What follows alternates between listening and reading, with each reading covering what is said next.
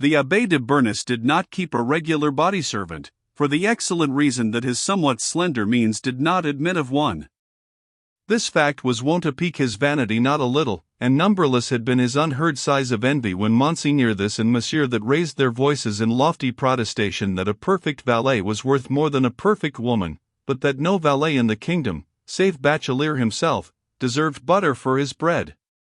There are, however, certain times when solitude is a boon to everyone.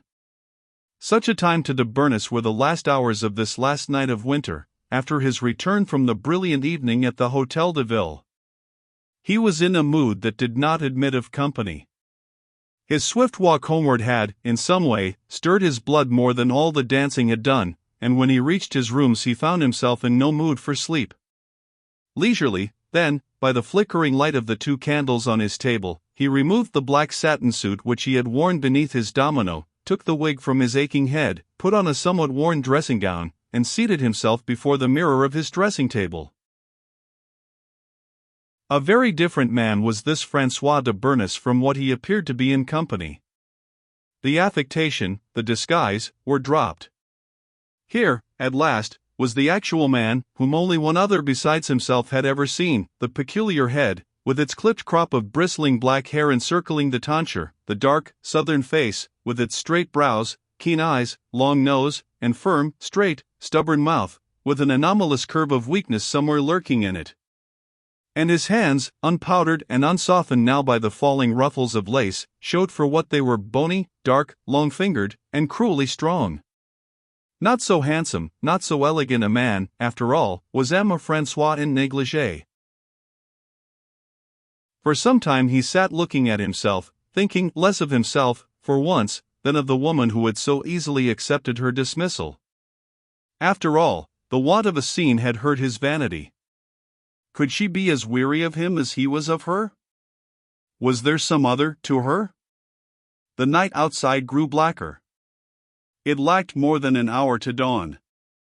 The candle flames flickered in the darkness. The hour was dreary enough. It were as well to get to bed. De Bernis rose slowly, intending to finish his laggardly preparations for the night.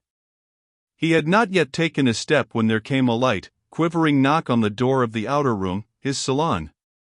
He stood perfectly still, listening. The knock was not repeated, however, and he decided that it had been a mistake. Ah! What was this? The handle of his bedroom door was being turned, the door was pushed slowly open. There, in the space, stood a slight figure, cloaked, hooded, and masked in black. 2 white hands were raised to the stranger's face. The mask dropped to the floor. "Victorine," muttered the man. "That goes without saying." "Grand Dieu! Did you think that I expected you?" "Why not?" The lips parted slightly, and he caught a gleam of teeth. "You could not have imagined that at the ball was the last?" "So I did think." "Well, what do you come for?" "Not that tone, please. You have no right to use it to me." "What do you come for?"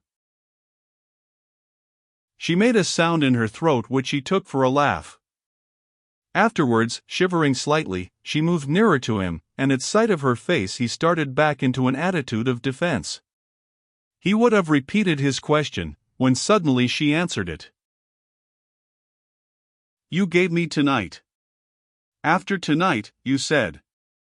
Well, it is not morning yet. We shall finish tonight." "What do you mean?" He stared at her figure, at her working hands, as though he expected to discover weapons about her. Then her voice and her face both changed from reckless hardness to a kind of pitiful, childlike pleading. "Why, François, are you so unkind? You gave me this time. You must not be cruel yet, till I am ready." In spite of himself he softened before the helplessness of the little, delicate creature. "What do you want, Victorine?" he asked, gently. She was silent for some time, till he thought she had not heard him. When he was about to repeat his words, however, she said, with the faintest hesitation, "I wanted to pray here, if you will listen. I can never pray alone, because I need you when I am before God." She saw him shudder, and went on, imploringly, "Oh, Francois, let me pray here, once, for the last time. Is it so much to ask? Let me set myself a little more right before you." "Will you not be setting yourself more wrong? Can you pray?" he asked, sternly, after a troubled pause. Her answer was to fall upon her knees before a chair near which she had been standing. The seat of this she grasped painfully with both her thin, delicate hands. When she began to speak, her voice was so low that the man could barely hear it. Gradually, however, it became more distinct.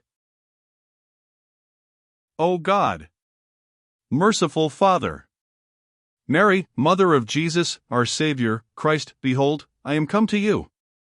Look down upon me where I am, and, in the name of justice, no more, judge me. You, who know all things, know also my heart. You know my sin, but you know its reason.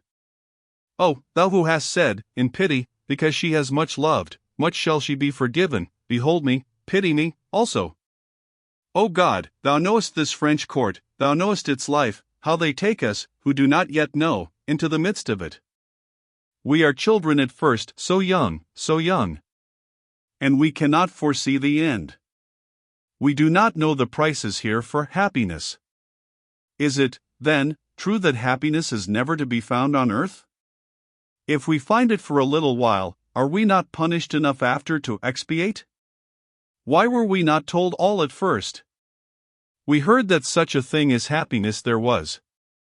We wanted it, we hoped for it, we thought we found it. But we pay too high. Why do you ask so much for so little? Will you condemn us for our youth, our ignorance? Why must we pay? Why should we pay, with those years and endless years of sorrow? If I say that I will not pay, what then? God, thou art called merciful. Hast thou mercy for me, who have wronged none but myself? Ah, why was I decreed to be born and grow to womanhood? It has been useless. You will see. I will not, she was beginning to gasp, sobbingly. The abbé, who had heard her in silence, came forward. Victorine, rise. This is a useless blasphemy. I know. I cannot pray. God will not let me.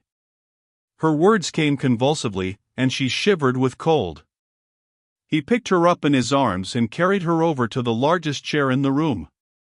Here she remained, helpless and passive, and he left her, to return presently with a glass of cordial. In obedience to a look from him, she took it, without protest. When he had set aside the empty glass, he turned to her and spoke. Madam, it is nearly morning. You must go. Looking up at him, she smiled, as she had sometimes used to do. Not yet, she said, with pretty decision.